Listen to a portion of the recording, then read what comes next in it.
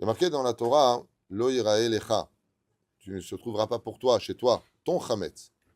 Mais qu'est-ce qu'on fait à partir du moment où j'ai encore du chametz, Beshlev Sed Meroubé, étant donné qu'il y a marqué qu'on ne trouvera pas chez toi ton chametz, alors on peut le vendre par le biais de la Rabbanout Arashi, Bezrat Hashem, même si c'est pas si évident que ça, on parle vraiment de Efsed Meroubé. Si tu aurais juste un kilo de pâtes ou des choses comme ça, brûle-le ou donne-le avant à une famille qui voudrait le manger, avant Pessah.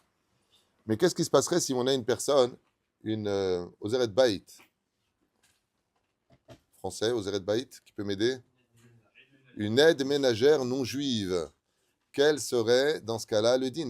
Elle n'est pas juive, mais elle vit dans sa maison qui est la tienne. Elle dort là-bas, elle mange là-bas, comme le cas de ma maman, qui est une Ozeret 24 heures sur 24, qui doit veiller sur elle le jour et la nuit. Elle ne peut pas rentrer chez elle manger son chametz. Elle est chez elle. Le mieux, c'est qu'elle ne rentre pas du tout de chametz. Et maintenant, elle te dit, excuse-moi, mais moi, je ne suis pas juive. Votre fête, c'est la vôtre.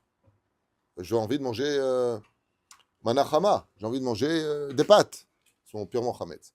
Dans ce cas-là, ce serait permis pour elle juste de ne pas manger à la même table, qu'elle s'isole pour manger son chametz, qu'elle nettoie parfaitement, et surtout qu'elle fasse attention si après avoir mangé un sandwich, par exemple, qu'elle vienne sortir une marmite, qu'elle se lave les mains avant, qu'elle soit propre. Il faut vraiment lui expliquer l'importance de ne pas toucher aux ustensiles qui sont, eux, cachers, les pessards. Mais en tout cas, en ce qui la concerne, c'est choquant pour un juif de voir quelqu'un manger, par exemple, du chametz devant lui, ou aller, c'est pessar. Comment on va faire? Non, c'est pessar pour les juifs, pas pour les non-juifs. Elle, c'est permis. Lo yerae lecha, lo lahem.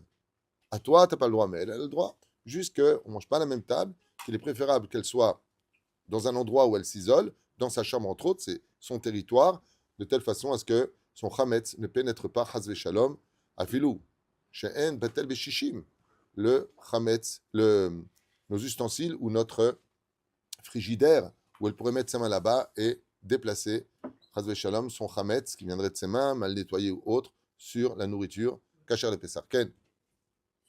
Si après qu'elle ait mangé, on retrouve du Khametz, quel est le statut du Khametz? Le sien ou le tien? Non, le sien. Le sien, c'est le sien. Par exemple, le paquet de pâtes. Elle a oublié son plaquet de pâtes. Elle a laissé.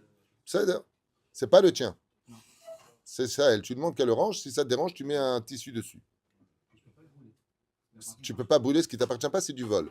Si tu brûles, par exemple, elle s'est acheté Manachama et tu viens brûler Manachama, tu viens de voler ce qui est sa propriété. C'est du gazelle, Zassou. C'est à elle, c'est pas à toi. Okay? Mais la personne, si elle cuisine pour le compte du juif, Pardon? si la personne non juive cuisine pour le juif, en temps normal toute l'année, comment elle fait pour faire ça? Si maintenant, elle en vient, déjà, on n'a pas le droit de recevoir Bichoul Goy. Déjà, à la base, un non-juif n'a pas le droit de cuire pour un juif chez les Sfaradim, Bichlal, ni d'allumer le feu, ni de cuire. Les Ashkenazim, eux, m'expliquent que le juif, il allume le feu et le Goy ensuite peut cuire. Ça, c'est Ashkenaz. Nous, les Sfaradim, on doit et allumer le feu et cuire pour nous-mêmes. C'est-à-dire, dans le cas échéant d'une personne âgée, handicapée qui ne peut pas bouger, dans ce cas-là, au moins, on s'efforcera d'allumer le feu et on fera ce qu'on peut. La personne ne peut pas se nourrir. Ce qui est le cas de ma maman. Elle ne peut pas se déplacer, elle ne peut pas cuire.